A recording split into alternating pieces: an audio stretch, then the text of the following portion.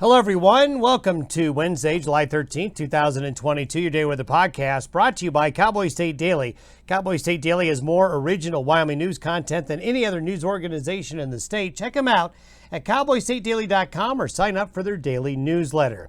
Subtropical moisture is going to be creeping back to the north as high pressure remains over the west and central areas of the United States. It's a very typical pattern. It's really textbook, really, for this time of year, with high pressure moving in and monsoonal moisture increasing over the next 3 days. The monsoon moisture decreasing over the weekend. Monsoon moisture then creeps north again back into the region next week. This is very typical. Basically, the only thing as you get into this time of year, and really this is true probably all the way up through the second or third week of August, is our weather is dictated by where the high pressure ridge is going to be in the central and western United States, because that either opens or closes the door to subtropical moisture. You can really see the subtropical moisture today getting all the way up into southern Canada out of the southwestern areas of the United States. In fact, you see that on radar this morning. Some showers and thunderstorms in the panhandle of Idaho, arching back down into the desert southwest. This area of moisture going to slowly move in from the west and increase across the area over the next 3 days. And that's going to lead to a better chance of showers and thunderstorms. And to display what I talk about the door opening and closing to subtropical moisture, all we have to do is find out where the big high pressure ridge, where it normally is in the summer, it wobbles around a little bit. Now today, the high pressure is right over the Four Corners area, that monsoon moisture coming in right here, and it's going to be pushed westward a little bit by those winds aloft.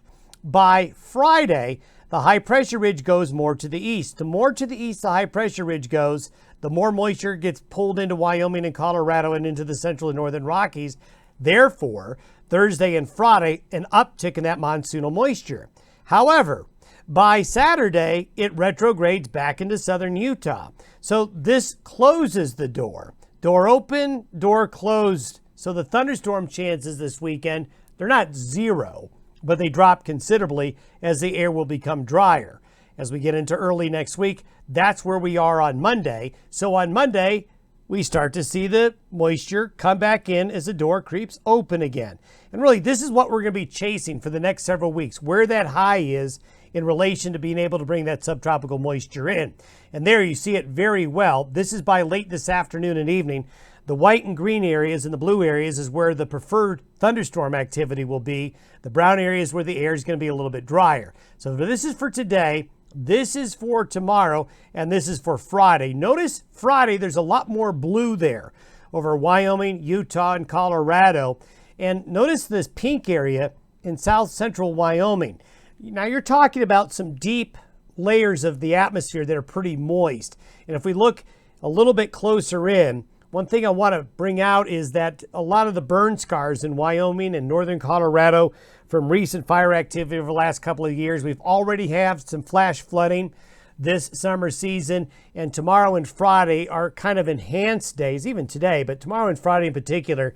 If you're in the mountains, if you're in the Mullen burn scar area of Wyoming, some of the burn scar areas in the mountains of northern Colorado, keep your distance from creeks, rivers, and streams, as these heavier thunderstorms tend to form in environments like this during the summer season. And you can see the precipitable water forecast. This shows you the more moisture. This is for Friday. And what I'm showing you, see all this higher humidity air here, the content of the water in the atmosphere. Look at all the way back in even the Southern California here. There's just a lot of water in the air in this type of pattern to help produce those heavier thunderstorms. This is the thunderstorm outlook for today, with the biggest risk of north central Montana being in the severe weather. Friday, this is Friday. Friday is going to be a day of more active thunderstorms, some severe, and I think this will probably go down into central and northern areas of Colorado as well. It's going to be warm. Over the next 7 days, while I don't see earth-shattering heat, it's going to be pretty darn warm with no significant cooling trend from today through the middle and probably the end of next week. Have yourself a good Wednesday. We'll see you tomorrow.